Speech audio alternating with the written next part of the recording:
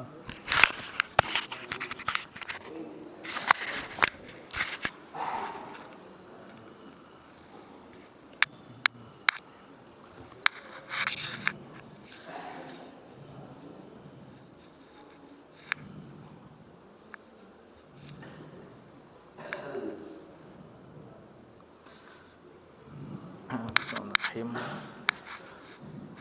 Assalamualaikum warahmatullahi wabarakatuh. Alhamdulillahi ala ihsanih wa syukru lahu ala taufiqihi wa amtinanih. Wa asyhadu an la ilaha illallah wahdahu la syarikalah ta'ziman li sya'nih wa asyhadu anna Muhammadan abduhu rasuluh ad-da'i ila ridwani sallallahu alaihi wa ala alihi wa sahbihi wa ikhwani amma ba'd. Para hadirin, bapak-bapak dan ikhwah, hafizakumullahu ta'ala jami'an, dan kaum muslimin dan muslimat yang berbahagia. Alhamdulillah, setelah banyak bersyukur kepada Allah Subhanahu wa taala, kami terima kasih kepada pihak DPD Wahid Islamiyah Sinjai yang memberikan kesempatan untuk kembali berjumpa dengan jamaah sekalian dan memanfaatkan waktu ini maghrib dan isya. Kami diminta untuk sedikit mengingatkan tentang persoalan masa depan kita, bagaimana meraih derajat yang tertinggi di surga. Gitu Ustaz Jumadil Awal. Ya, beliau ini yang hubungi kami. Tidak tahu ini judul dari beliau atau musyawarah atau gimana. Alhamdulillah, malam hari ini di malam Ahad, sudah malam keempat di bulan Safar 1448 Hijriah.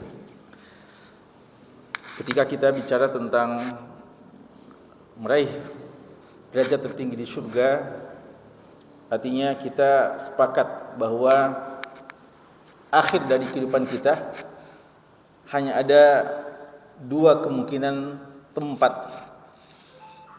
Fariqun fil jannah wa fariqum fis sa'ir. Sebagian akan masuk surga dan sebagian akan masuk di neraka, waliyadzubillah. Dan keyakinan seorang muslim bahwa siapa saja yang beriman, maka mereka akan masuk surga, walaupun sebagian di antara mereka akan terlambat masuk surga. Mungkin akan disiksa terlebih dahulu ke dalam neraka, waliyadzubillah. Namun selama seorang memiliki keimanan dan tidak mensyirikkan Allah, tidak menyekutukan Allah, dan tidak menodai keimanannya dengan kesyirikan, maka dia akan masuk surga. Namun persoalannya bukan itu. Karena kalau kita baca ayat-ayat Allah dan hadis-hadis Nabi SAW, kita fahami bahwa surga begitu nikmat dan neraka begitu menakutkan dan azabnya begitu dahsyat, sehingga seharusnya seorang mukmin tidak pernah bercita-cita mampir ke dalam neraka. Maka cita-citanya adalah bagaimana masuk surga langsung. Bahkan seandainya mungkin bagaimana masuk surga tanpa hisab. Dan bukan sekedar masuk surga, tapi bagaimana mencapai derajat yang tertinggi di surga. Dan ini yang kita akan bahas. Bahwa kita mau masuk surga itu bukan sekadar masuk surga. Kalau bisa kita menjadi orang-orang yang paling awal-awal masuk surga. Karena memang begitu perintah Allah. Allah ketika menyuruh kita masuk surga, Allah selalu menggunakan bahasa sabiqu ila magfirati min rabbikum wa jannah. wasari'u ila magfiratin min rabbikum wa jannah. Allah selalu menyuruh untuk kita berlomba-lomba masuk surga. Bukan sekedar masuk surga, tapi berlomba-lomba untuk bisa masuk surga. Dan beliau dengan Allah Subhanahu wa taala ketika telah menceritakan begitu nikmatnya surga, Allah mengatakan wa fi dzalik falyatanafasil mutanafisun. Dan untuk surga dan semua kenikmatan yang ada di dalamnya, hendaknya kita munafasah, hendaknya kita saling berlomba-lomba. Jadi untuk masuk surga perlu berlomba-lomba. Masalah kedua adalah ketika kita masuk surga yang mana? Surga darajat.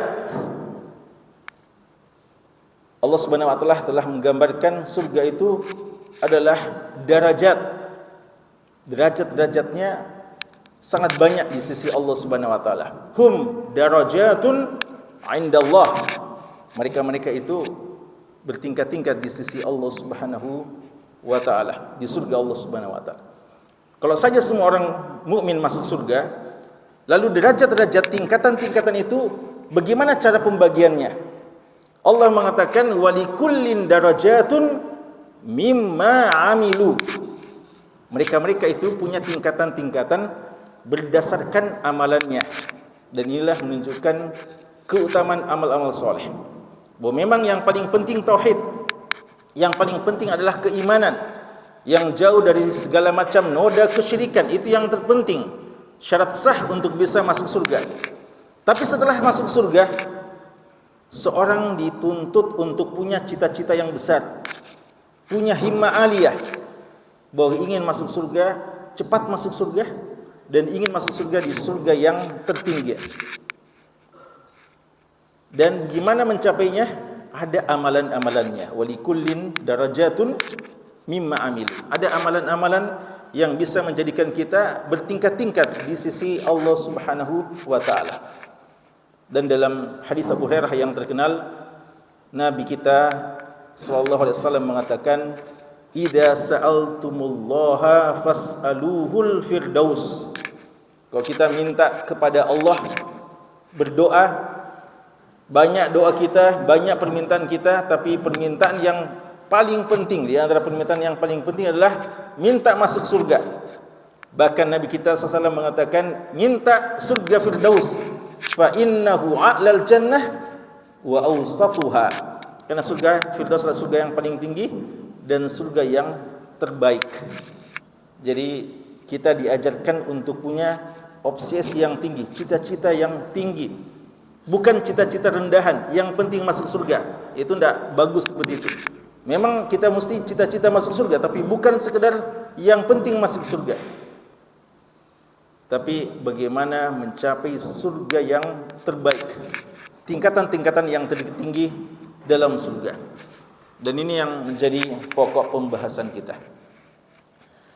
Siapa saja yang akan mencapai derajat-derajat tertinggi di surga? Ada berapa golongan-golongan yang bisa mencapai derajat tertinggi di surga Allah Subhanahu wa taala? Yang pertama adalah mereka-mereka yang selalu menjalani jalan penuntut ilmu. Mereka-mereka yang senantiasa berusaha untuk belajar dan belajar, tidak pernah mengenal kata berhenti sampai menuju ke surga Allah Subhanahu wa taala. Karena menuntut ilmu itu tujuannya adalah bagaimana sampai kita ke surga. Nabi kita sallallahu alaihi wasallam mengatakan dalam riwayat Muslim yang terkenal, man salaka tariqan yaltamisu fihi ilman sahalallahu lahu bihi tariqan ilal jannah.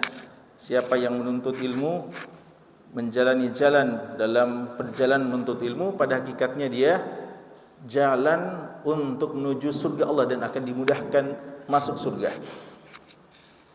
Dari mana dalil bahwasanya mereka akan mencapai surga yang tertinggi? Allah Subhanahu wa taala mengatakan, yarfa'illahu alladhina amanu minkum walladhina utul ilma darajat. Wa idza qila lakum syuzu fanshuzu. Kalau dikatakan kepada kalian dalam majlis, wa idza qila lakum tafassahu fil majlis fafsahu yafsahillahu lakum. Kalau dikatakan berlapang-lapang dalam majlis, silahkan berlapang-lapang. Kalau dikatakan berdiri, berdiri. Ikut arahan pemimpin majlis. Lalu dikatakan yarfa'illahu alladhina amanu minkum walladhina utul ilma darajat. Allah mengangkat derajatnya orang-orang beriman dibandingkan orang yang tidak beriman. Kalau orang beriman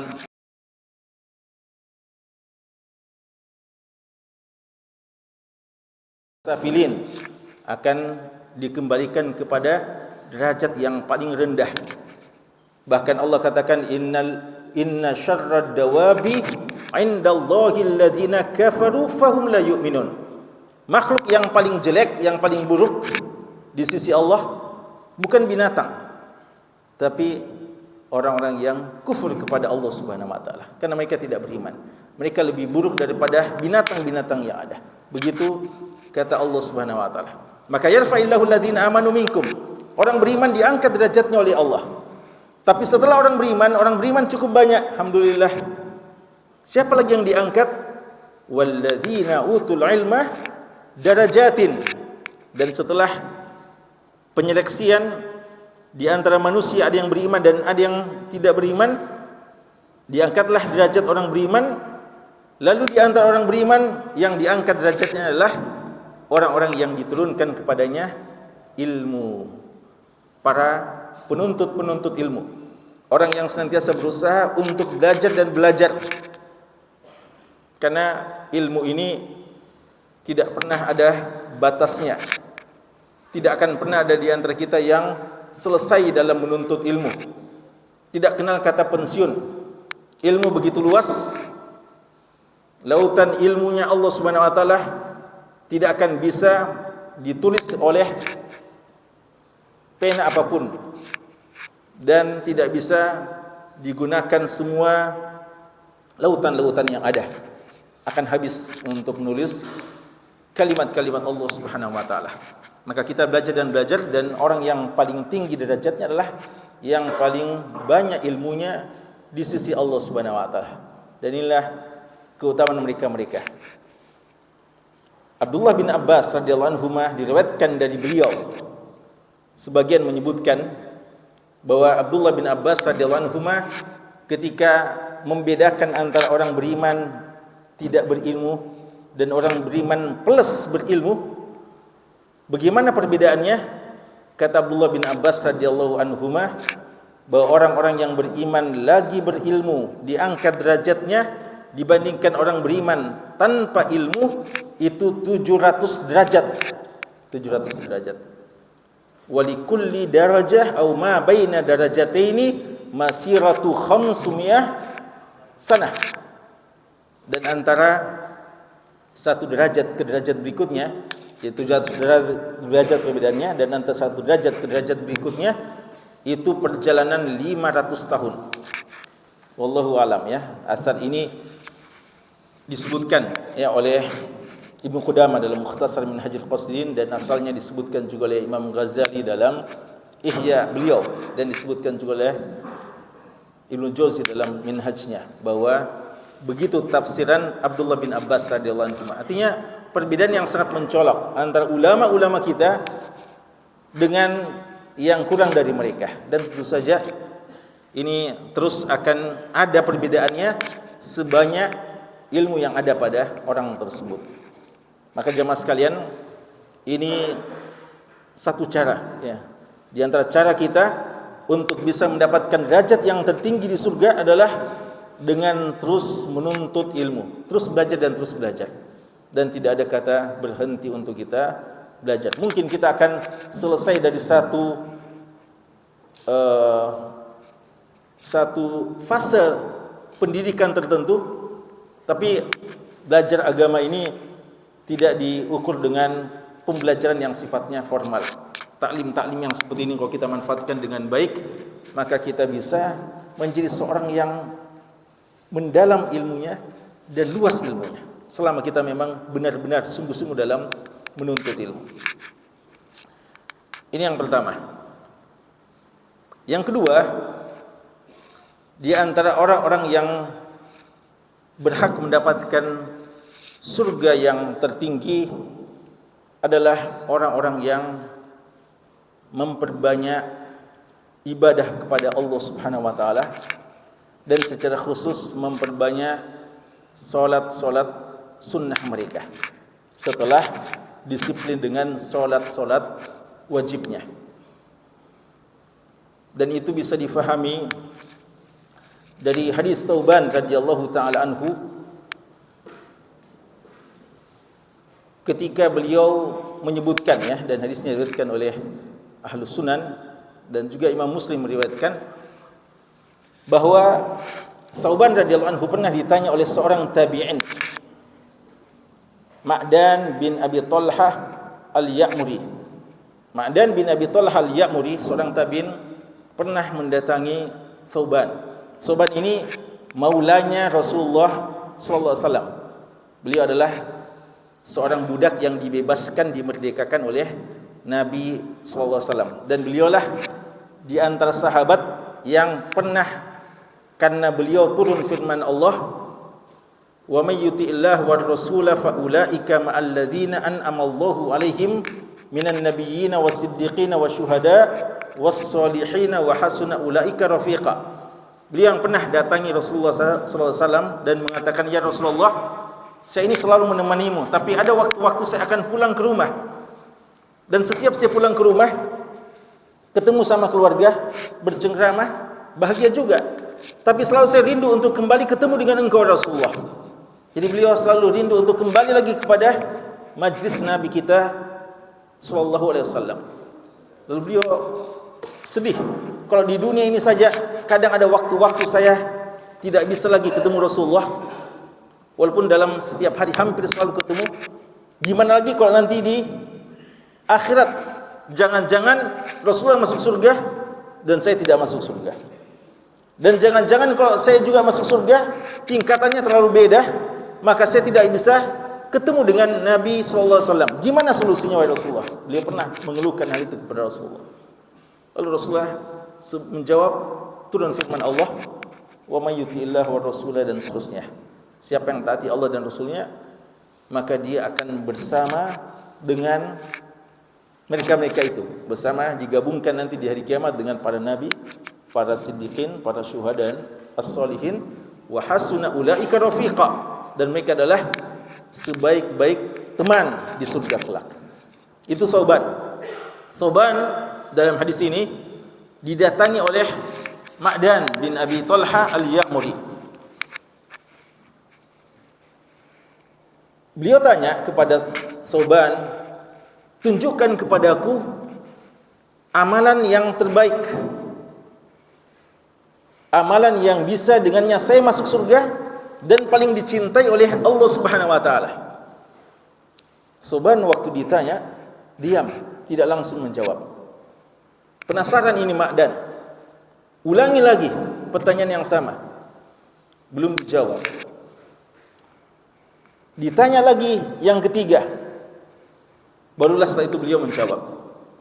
Beliau bilang, pertanyaanmu ini persis seperti apa yang pernah saya tanyakan kepada Nabi sallallahu alaihi wasallam. Saya tanya beliau tentang amalan apa yang bisa menyebabkan saya masuk surga, dan amalan apa yang paling dicintai oleh Allah Subhanahu wa taala yang bisa mengangkat derajatku di sisi Allah. Lalu apa jawaban Nabi kita sallallahu alaihi wasallam? Beliau mengatakan, alaika bi kasratis sujud. Perbanyak sujud kepada Allah. Perbanyak sujud maksudnya perbanyak solat. Karena sujud ini di antara rukun yang paling penting di bagian-bagian solat tersebut. Maka kadang solat diwakili dengan sujud, ya. Memperbanyak sujud artinya memperbanyak solat sunnah setelah solat wajib. Kalau solat wajib tidak boleh diperbanyak, ya. Kalau solat wajib di apa? Diperbaiki kualitasnya, bukan diperbanyak, ya. Kalau diperbanyak bid'ah. Tapi yang bisa diperbanyak apa? Solat sunat. Inilah kasratus sujud itu pada salat sunat. Kalau salat wajib kita semua sama. Tidak di antara kita yang sampai 6 salat wajibnya. Semua kita 5. Tapi bagaimana perbedaan kita di sisi Allah dalam masalah salat sunnah kita? Salat wajib juga sebenarnya bagaimana kualitas salat wajib kita. Tapi masalah kuantitas setelah kualitas itu pada salat sunnah. Alaika bi kasratis sujud. Kenapa? Kata Nabi SAW, li'annaka ma sajadta lillahi sajdah illa rafa'allahu laka biha darajah wa hatta biha anka sayyi'ah. Kenapa sampai disuruh perbanyak sujud? Kata Nabi SAW, karena tidaklah kamu sujud satu kali sujud, kecuali Allah akan mengangkat derajatmu. Ini meninggikan derajatmu di sisi Allah. Satu kali sujud diangkat derajat kita. Satu kali sujud diangkat derajat kita. Dan direndahkan, dihapuskan satu dosa dan kesalahan kita. Maka orang yang banyak sujudnya, dengan banyak sujudnya, banyak salat sunnahnya, maka diangkat derajatnya dan dihapuskan dosa-dosanya. Makanya ulama kita juga kadang mengingatkan ya. Kadang ada di antara kita kalau masbuk, kalau dia sudah ketinggalan rukuk, dia masbuk dan imam sedang sujud, biasa dia tunggu sampai naik lagi imam. Karena biar dia ikut sujud, sudah terlambat. Dia akan ulangi lagi rakaatnya itu karena tidak terhitung rakaatnya. Ya kan? Dia bilang sekalian nanti dimulai di rakaat kedua saja. Ini betul atau tidak? Betul atau tidak? Kita tunggu atau kita gabung kalau kita masbuk. Kita gabung langsung ikut walaupun tidak terhitung satu rakaat, atau kita tunggu sekalian saja nanti pada saat berdiri. Gabung. Ya, itu sunnahnya. Ya, sunnahnya. Dan apatah lagi satu sujud yang kita lakukan ini sudah bagian salat walaupun tidak terhitung satu rakaat. Satu sujud yang kita lakukan itu sudah mengangkat derajat kita di sisi Allah Subhanahu wa taala. Maka jangan pandang enteng satu sujud. Dan maksudnya satu sujud itu rangkaian salat ya. Bukan ada orang sujud terus saja ya. Subhanallah, sujud tanpa arti ya. Itu bukan itu yang dimaksudkan. Sujud dalam salat maksudnya, memperbanyak salat sunnah. Dan inilah yang dimaksudkan oleh Nabi kita sallallahu alaihi wasallam ketika Rabi'ah bin Ka'ab al-Aslami radhiyallahu anhu, dalam hadis Muslim juga, Abu Firas Rabi'ah bin Ka'ab al-Aslami menemani Nabi kita sallallahu alaihi wasallam satu malam berkhidmat kepada Nabi sallallahu alaihi wasallam. Semua keperluan Rasulullah di malam itu dihandle oleh Rabi'ah bin Ka'ab. Kebutuhan wuduknya, kebutuhan apa saja semuanya dilayani oleh Rabi'ah bin Ka'ab al-Aslami radhiyallahu anhu. Nabi kita sallallahu alaihi wasallam orang yang paling tahu berterima kasih kepada Allah, kemudian yang paling tahu berterima kasih kepada manusia, dan beliau menyuruh kita berterima kasih kepada manusia sebagaimana kita berterima kasih kepada Allah. Makanya Nabi kita sallallahu alaihi wasallam mengatakan kepada Rabi'ah, "Salni, silahkan minta kepadaku. Kamu sudah melayani saya satu malam ini, Masya Allah. Silahkan minta sesuatu sebagai imbalan. Saya mau berikan sesuatu kepadamu sebagai wujud apresiasi dan terima kasih atas pelayananmu ini, servismu yang luar biasa." Rabi'ah bin Ka'ab ketika diberikan kesempatan minta sesuatu, beliau tidak pikir lama untuk menjawab. Beliau cuma mau bilang, "Uridu murafaqataka fil jannah." Saya mau untuk kembali menemanimu di surga kelak. Ya. Malam ini saya sudah menemanimu. Saya sudah mendapatkan kehormatan menemanimu dan berkhidmat kepadamu wahai Rasulullah. Tapi ini kan cuma di dunia, fana. Kita akan berpisah. Saya mau kalau saya bisa lagi menemanimu nanti di surga Allah Subhanahu wa taala. Karena saya tahu diri juga. Saya bukan seorang Abu Bakar, bukan siapa-siapa. Tapi cita-cita untuk bisa kembali menemani di surga. Dan kalau menemani Rasulullah berarti derajatnya tinggi. Ketika dijawab seperti itu, Nabi kita sallallahu alaihi wasallam mengatakan, "Awa ghaira zalik?" Ada yang lain? dikatakan cuma itu. Ya, ada tawar-menawar, bilang yang lain saja, yang lain dulu, yang lain, tidak ada yang lain. Beliau mengatakan cuma itu wahai Rasulullah. Bal huwa zaki ya Rasulullah. Cuma itu wahai Rasulullah. Karena Nabi SAW sudah berjanji sejak awal akan memenuhi apa yang diminta oleh beliau, maka Nabi kita SAW mengatakan, fa'inni ala nafsika bi kasrati sujud. Ya. Kalau begitu saya akan berusaha, tapi bantu juga saya. Bantu juga saya. Apa itu? Dengan berbanyak sujud, ya. Jadi bantu saya. Ini kata-kata bantu saya biasa orang dunia yang bicarakan, ya, lain maksudnya biasa, ya. Bantu saya maksudnya saya akan mendoakan kamu kepada Allah untuk kamu bisa menemani saya juga di surga, tapi kamu juga harus melakukan sesuatu. Apa itu? Perbanyak sujud kepada Allah. Maka jamaah sekalian, memperbanyak sujud, rajin salat sunnah setelah disiplin dengan salat wajib, ini di antara cara untuk bisa mendapatkan derajat yang tinggi di surga Allah Subhanahu wa taala. Yang ketiga, cara untuk mendapatkan derajat tinggi di surga adalah dengan memperbanyak hafalan Al-Quran. Memperbanyak hafalan Al-Quran kita. Dan kita harus selalu berusaha untuk punya hafalan Al-Quran. Tidak boleh ada di antara kita yang tidak punya sesuatu dari Al-Quran di rongga dadanya. Karena Al-Quran itu di mana? Di rongga dada kita. Memang betul ada di mushaf-mushaf, tapi mushaf suatu saat akan dicabut, suatu saat akan diangkat. Seharusnya Quran tetap ada di rongga dada kita. Kata Allah, bal huwa ayatum bayyinatum fi suduril ladzina utul ilm. Dan itulah Al-Quran, ayat-ayat yang jelas yang ada di mana? Di dada-dada orang-orang yang berilmu. Al-Quran ada di dada-dada orang yang berilmu. Dan dalam hadis Tirmidzi dikatakan, innal ladzi laisa fi jawfihi syai'un minal Qur'an kal baitil kharib. Orang yang tidak ada sedikit pun di rongga dadanya Al-Quran, maka dia bagaikan rumah yang kosong yang akan hancur, rumah yang akan roboh. Orang yang tidak ada sama sekali Al-Quran di dadanya, tidak ada hafalan Al-Qurannya. Ya, tentu saja minimal kita hafal Al-Fatihah, tapi seharusnya ditambah lagi.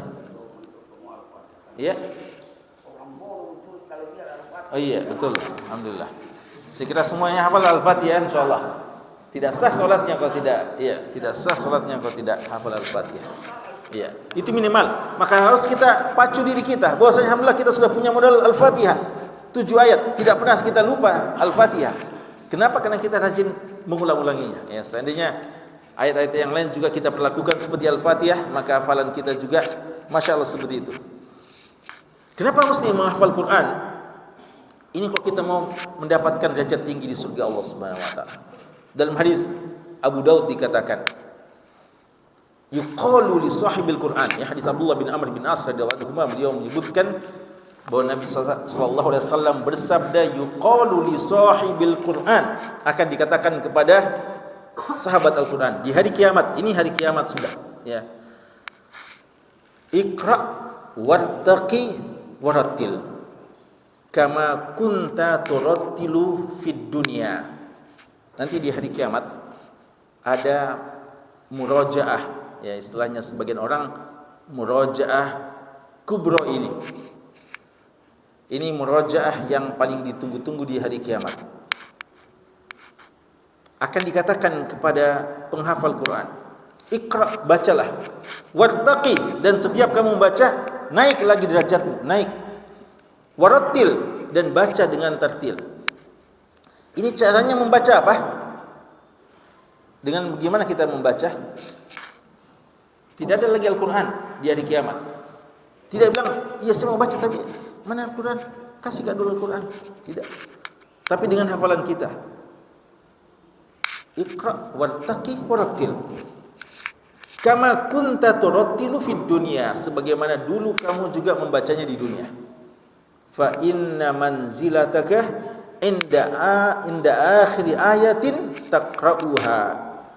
Karena derajatmu di surga itu sesuai dengan banyaknya bacaanmu yang kamu bisa baca.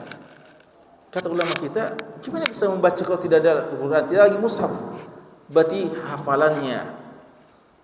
Dan sebanyak yang dihafal, itulah derajatnya di surga Allah Subhanahu wa taala. Makanya sebagian ulama kita, seperti dikutip oleh Mulla Al-Qari, beliau mengatakan tingkatan-tingkatan di surga itu berapa derajatnya di surga? Sebagian mengatakan 6.236 tingkatan di surga. Dari mana itu? Kan ayat Al-Quran jumlahnya 6.236 ayat Al-Quran 30 juz, 114 surat, dan jumlah ayatnya berapa? 6.236. Berarti tingkatan di surga juga 6.236. Karena orang akan mendapatkan derajat sebatas dengan hafalan yang bisa dia setorkan nanti di hari kiamat. Maka para penghafal Quran yang mutqin hafalannya, yang terus menjaga hafalannya, itu akan paling tinggi derajatnya di surga.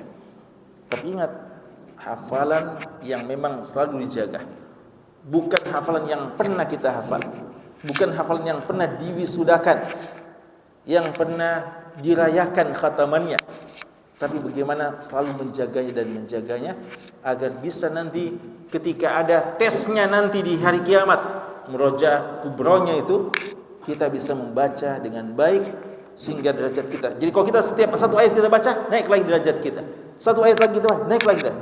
Iqra wartaqi warattil, baca, naik lagi derajatmu. Baca lagi. Fa inna manzilatika inda akhir ayatin taqra'uha. Karena manzilahmu di surga nanti tergantung dengan ayat yang paling terakhir kamu bisa setorkan, kamu bisa bacakan. Maka seharusnya ini motivasi kita untuk juga menghafal. Dan ini tidak terbatas kepada anak-anak kita. Ini juga tugas bersama kita tentunya, ya. Kita perlu juga untuk terus menjaga dan menjaga. Dia hafalan Al-Quran itu bukan sekedar menjadi nostalgia, ya, bahwa kita pernah. Tapi ini tanggung jawab dan amanah. Kita berusaha juga menjaganya. Ta'ahadu hadzal Qur'an fa innahu ashaddu tafallutan minal ibili fi uquliha. Kata Nabi kita sallallahu alaihi wasallam, jaga terus hafalan Al-Qur'an karena Al-Qur'an itu lebih cepat lepasnya daripada ketika seekor unta lepas dari ikatannya. Yang keempat,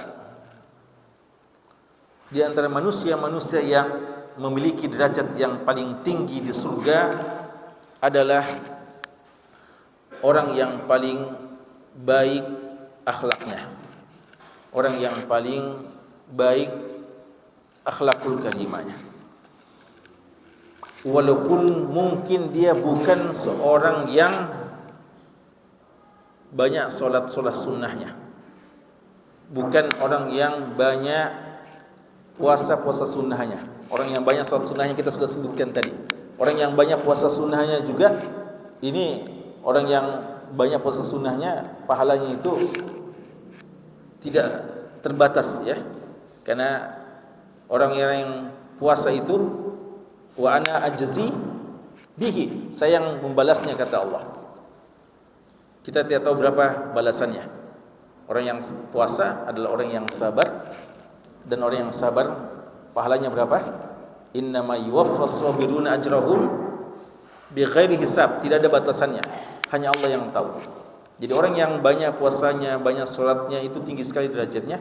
Tapi kata Nabi kita sallallahu alaihi wasallam bahwa innar rajul au innal abda la yablughu bi husni khuluqihi darajatas shaim al-qaim.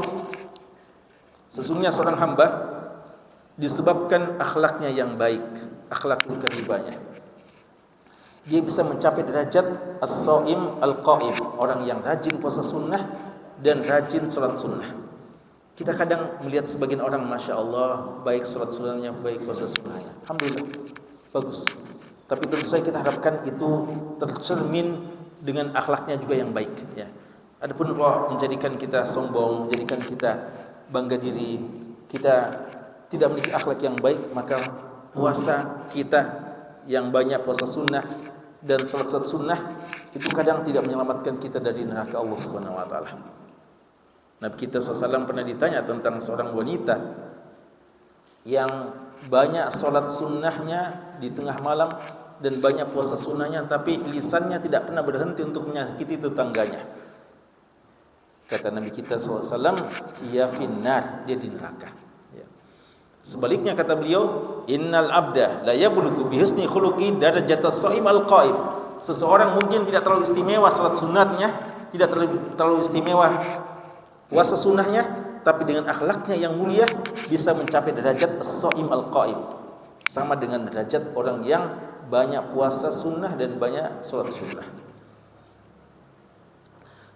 Dan Nabi kita sallallahu alaihi wasallam juga mengatakan bahwa manusia-manusia yang paling dekat manzilahnya di hari kiamat adalah ahasinukum akhlaqa, orang yang paling baik akhlaknya di antara kalian. Mereka adalah orang-orang yang paling dekat majlisnya dengan Nabi kita sallallahu alaihi wasallam. Kenapa? Karena siapa yang paling bagus akhlaknya? Nabi kita sallallahu alaihi wasallam. Dia adalah apa? Wa innaka la'ala khuluqin azim. Engkau adalah orang yang paling agung akhlaknya. Sehingga yang pantas menemani beliau nanti di hari kiamat adalah orang yang memiliki akhlak yang baik. Makanya kalau sekalian, akhlak yang baik ini menjadikan kita paling tinggi derajat kita di surga. Dalam hadis Abu Umamah yang diriwayatkan Imam Tirmidzi dan Abu Daud disebutkan, ana za'imun bi baitin fi rabadil jannah liman tarakal mira'a wa in kana muhiqqa. Satu hari Nabi kita sallallahu alaihi wasallam bersabda, saya menjamin surga, tapi di bagian bawah, tapi surga. Bagi siapa? Bagi orang yang meninggalkan perdebatan kusir, walaupun dia berada dalam posisi yang benar. Jadi dia bisa berdebat, dia mungkin punya hujah yang lebih kuat, tapi perdebatan ini tidak ada juga ujung pangkalnya, tidak ada juga hasil yang bisa diharapkan, mau menang-menangan saja. Maka sebaiknya kalau seperti itu tidak usah kita berdebat, tinggalkan perdebatan. Orang yang meninggalkan perdebatan walaupun dalam posisi benar dijamin akan mendapatkan surga. Tapi rumah istana di surga yang bawah. Wa ana za'imun bi baitin fi wasatil jannah liman tarakal kadhiba wa in kana maziha. Dan saya, kata Nabi SAW, menjamin istana di surga, tapi bagian tengah bagi mereka yang meninggalkan dusta, kadhib, wa in kana maziha, walaupun bercanda saja, berkelakar, ya. Kan biasa yang bikin lucu-lucu itu kalau banyak bohongnya, ya. Jadi biasa orang bisa kasih lucu orang kalau dibumbui dengan bohong-bohong yang tidak benar. Itu ditinggalkan. Siapa yang meninggalkan dusta walaupun cuma bercanda, ini akan mendapatkan istana di surga di bagian tengah. Lalu yang bagian atasnya apa? Wa ana za'imun bi baitin fi a'lal jannah liman hassana khuluqahu. Dan saya menjamin rumah di bagian paling atas surga, istana tertinggi di surga bagi siapa yang memperbaiki akhlaknya.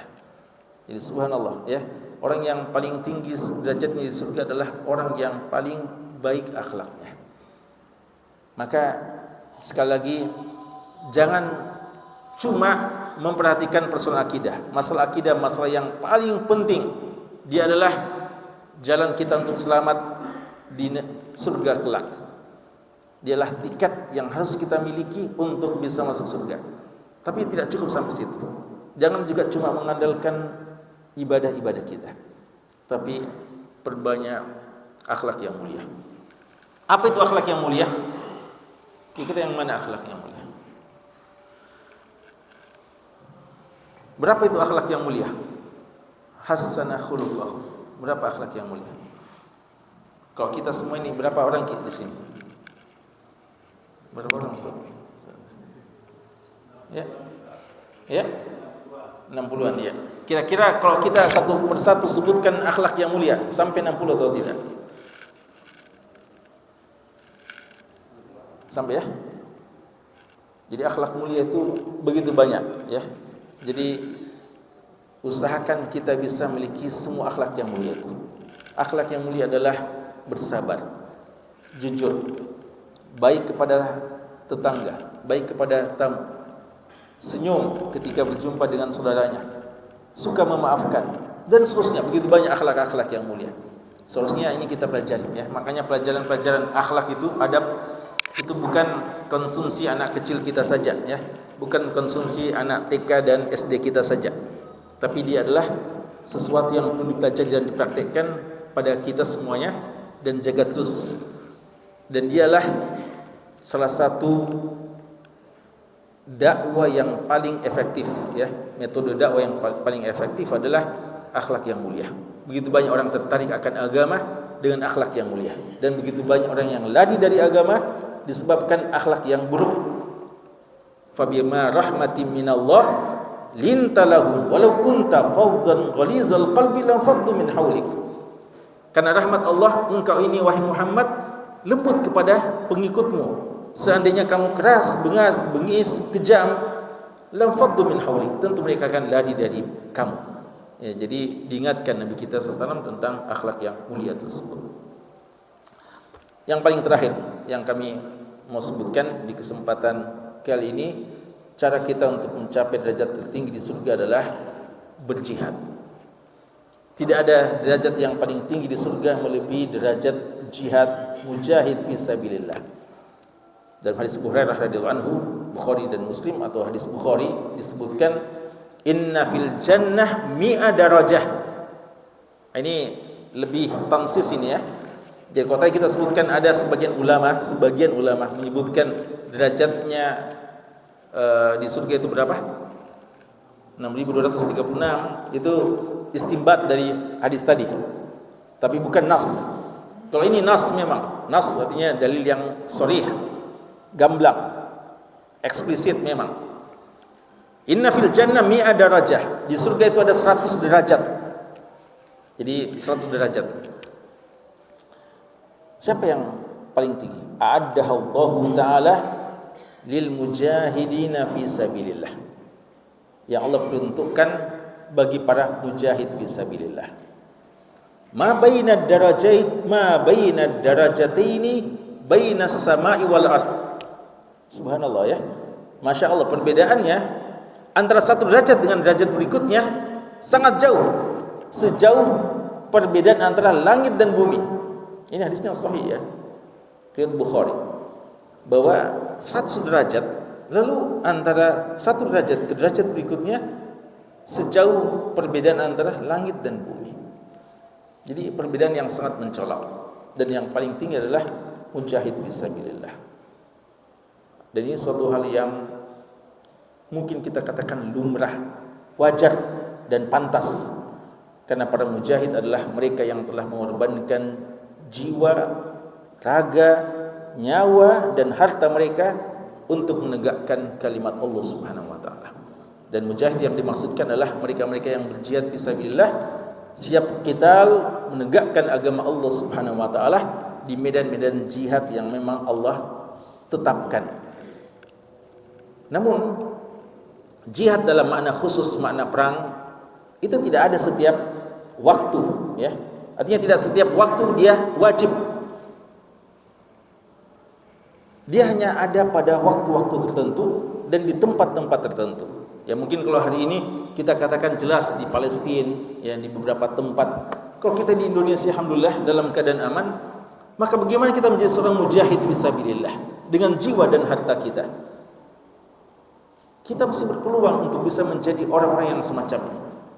Kita tetap punya cita-cita untuk selalu memperjuangkan agama Allah, meninggikan kalimat Allah dengan segala bentuk jihad yang ada. Namun jika belum ada jihad dengan makna yang hakiki, yang paling tinggi itu, kita tetap siap untuk menjadi mujahid sesuai dengan bidang yang memungkinkan bagi kita untuk melakoninya.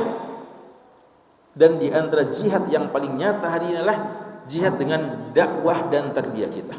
Dan ini disebutkan oleh para ulama kita. Makanya kenapa ulama kita menyebutkan bahwa hadis ayat tentang innamas shadaqatu lil fuqara wal masakin dan seterusnya, zakat fitrah itu zakat itu peruntukannya kepada 8 golongan. Salah satu golongan yang berhak mendapatkan zakat apa? Fisabilillah. Jumhur ulama kita mengatakan yang dimaksudkan fisabilillah adalah mereka para mujahid fisabilillah yang berperang di jalan agama Allah. Kalau tidak ada, siapa lagi? Mereka katakan yang bisa dikiaskan, dianalogikan kepada mujahid hari ini adalah para penuntut ilmu atau para pejuang-pejuang dakwah. Ya. Makanya tidak sedikit ulama kita kontemporer yang mengatakan para mujahid dakwah itu berhak mendapatkan zakat. Ya, karena mereka lah mujahid hari ini. Mungkin tidak dengan senjatanya, tapi dengan dakwahnya, dengan lisannya, dengan qalamnya, itu semua ladhi jihad. Maka sebagai nasihat yang terakhir, ikhwah sekalian, kita adalah orang yang tergabung dalam lembaga dakwah ini untuk menjadi mujahid fisabilillah. Kita punya cita-cita untuk bisa meninggikan agama Allah dengan cara mendakwahkan Islam yang sesungguhnya kepada umat, agar mereka tahu indahnya Islam, agar mereka tahu begitu lezatnya ibadah kepada Allah Subhanahu wa taala, agar mereka tahu bahwa Islam adalah rahmat bagi sekalian alam. Karena itu tugas dan tanggung jawab kita untuk menjadi mujahid dakwah hari ini. Medan sangat nyata ada di depan mata kita. Jangan kita bermalas-malasan, ya. Bukan cuma sekedar menuntut ilmu, bukan cuma sekedar berdakwah, tapi berjihad. Dan jihad itu dalam perspektif syariat, bazlu kullu ma wasa' minal juhdi, mengkontribusikan dan mengeluarkan semua kemampuan kita dalam kebaikan-kebaikan berupa harta dan jiwa kita. Kalau menuntut ilmu kita mau-maunya kita, menuntut ilmu juga tapi malasnya lebih banyak daripada rajinnya, dakwah dan tarbiyah juga tapi lebih banyak ogah-ogahnya daripada sungguh-sungguhnya, maka kita dikatakan dakwah tapi bukan mujahid dakwah. Kita dikatakan bertarbiyah tapi bukan mujahid dalam tarbiyah. Maka sulit kita bisa digolongkan pada jihad fisabilillah.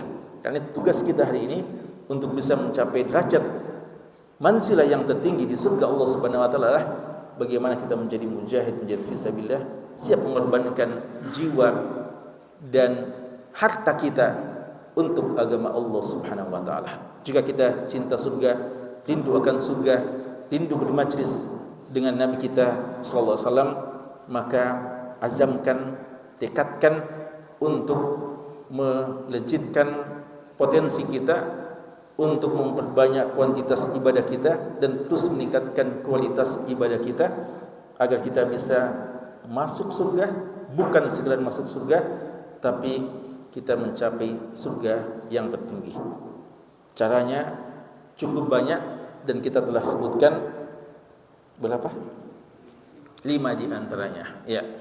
Wafaqakumullah. Mohon maaf jika ada hal yang kurang berkenan. Sallallahu alaihi nabiyina Muhammad wa alihi wasallam. Wa akhiru da'wana alhamdulillahi rabbil alamin. Wassalamu alaikum warahmatullahi wabarakatuh.